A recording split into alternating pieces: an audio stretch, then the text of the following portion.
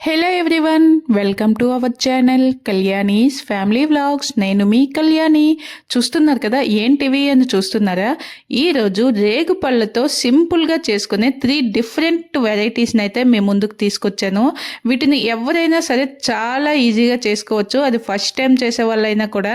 ఇందులో వచ్చేసి కారం ఊరగాయ, అలాగే తీపి ఊరగాయ, ఇంకా రేగు వడియాలు, ఈ 3 రెసిపీస్ని అయితే నేను షేర్ చేస్తాను. వీడియోని స్కిప్ చేయకుండా చూస్తే మీకు అర్థమవుతుంది. లేదంటే ఎందుకంటే నేను ఫాస్ట్గా రెసిపీస్ని చెప్పేస్తూ ఉంటాను కదా, మీరు స్కిప్ చేస్తే మిస్ అయ్యే ఛాన్స్ ఉంటుంది. ముందుగా అయితే మనం తీసుకున్న రేగుపళ్ళని మంచిగా వాటర్లో ఉప్పు వేసుకొని వాటిని బాగా వాష్ చేయాలి. ఇదైతే కంపల్సరీ.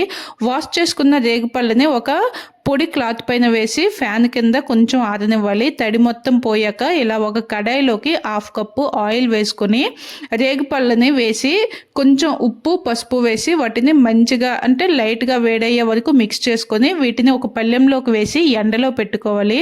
తర్వాత మళ్ళీ అదే కడాయిలోకి 1/2 కప్ ఆయిల్ వేసుకొని ఇలా రేగుపళ్ళని వేసి ఉప్పు పసుపు కారం వేయించిన జీలకర్ర పొడి వేసి ఇంకొంచెం వాటిని అలా కొంచెం అంటే రేగుపళ్ళు మెత్తగా అయ్యే వరకు చేసుకుంటే మనకి ఈ కారం ఊరగాయ చిటికెలో రెడీ అయిపోతుంది. ఇది పూర్తిగా చల్లగా అయ్యాక ఇలా డబ్బాలో స్టోర్ చేసుకుంటే మనకి 3 months వరకు స్టోర్ చేసుకోవచ్చు. పైన కొంచెం ఆయిల్ కొంచెం ఎక్కువ ఉండేలాగా చూసుకోవాలి. అలానే మనకి మిగిలిన ఊరగాయలకు పట్టేలాగా ఎక్కువ ఆయిల్ కూడా అవసరం లేదు.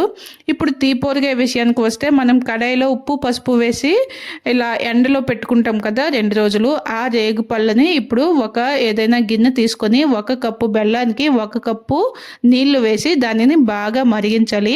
ఇలా మరుగుతున్నప్పుడు దాంట్లోకి టేస్ట్కి సరిపడా ఉప్పు, కొంచెం అంత కారము, అలాగే వేయించిన జీలకర్ర పొడి వేసుకొని మనం 2 రోజులు ఎండలో ఆరిపెట్టుకున్న ఈ రేగు పళ్ళను కూడా వేసి 1-2 నిమిషాలు ఆ పాకం పట్టేలాగా ఉడికించుకుంటే మనకి ఈ రేగుపళ్ళ తీపి ఊరగాయ కూడా రెడీ అయిపోతుంది. ఇదైతే సమ్మర్లో పెరుగన్నంతో చాలా బాగుంటుంది తినడానికి, లేదా ఊరికే కూడా తినేయచ్చు. పిల్లలకైతే చాలా ఇష్టం ఇది. నెక్స్ట్ మనం ఇప్పుడు రేగు వడియాల్ని ఎలా ప్రిపేర్ చేసుకోవాలో చూసేద్దామా. మీకు వడియాలు కూడా ప్రిపేర్ చేసుకోవడం చాలా సింపులే, కానీ దీంట్లో కొంచెం టైం తీసుకునే ప్రాసెస్ ఉంది అంటే మనం ఈ రేగు పళ్ళని ఒక్కొక్కటి అంటే ఆ సీడ్స్ని వేరేగా తొక్కల్ని వేరేగా 2 సపరేట్ చేసుకోవాలి. అదే కొంచెం టైం అనమాట, టైం టేకింగ్. మిగిలిందంతా ఈజీగానే అయిపోతుంది. దీనికోసం ఇక్కడ ముందుగా కొంచెం అంటే ఒక 2 టీ స్పూన్ల జీలకర్ర, ఒక గుప్పెడు పండు మిరపకాయలు కానీ పచ్చిమిరపకాయ ఎండుమిరపకాయలు ఏవైనా సరే మీ కారానికి సరిపడా, లేదు మిరపకాయల ప్లేస్లో కారం కూడా వేసుకోవచ్చు, కానీ మిరపకాయలు వేసుకుంటే బాగుంటుంది. ఇలా ఒక చిన్న రోట్లోకి వేయించిన జీలకర్రని ఆ పండు మిరపకాయలు అలాగే అల్లం ఉప్పు వేసి మంచిగా దంచుకొని పక్కన పెట్టుకోవాలి.